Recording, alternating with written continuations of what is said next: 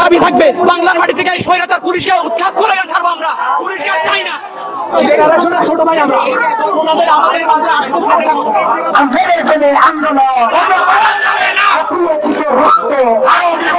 কথা বলতে এত সমস্যা কোথায়? ওরা আমাদেরকে দুইজন ডাকে, দুইজন তো আমরা যাবো না, আমরা দুইজন কোনো মতেই আমরা দেখা করবো না। যদি আমাদের ভিতরে কোনো শৃঙ্খলা, কেউ যদি শৃঙ্খল করে পুলিশ প্রশাসনকে বলবো তাকে ধরে নিয়ে আপনি শাহবাগ থানায় দিয়ে দেন। আমাদের ভিতরে কোনো শৃঙ্খলা নেই, আমরা অত্যন্ত শান্তিপূর্ণভাবেই কর্মসূচি পালন করছি।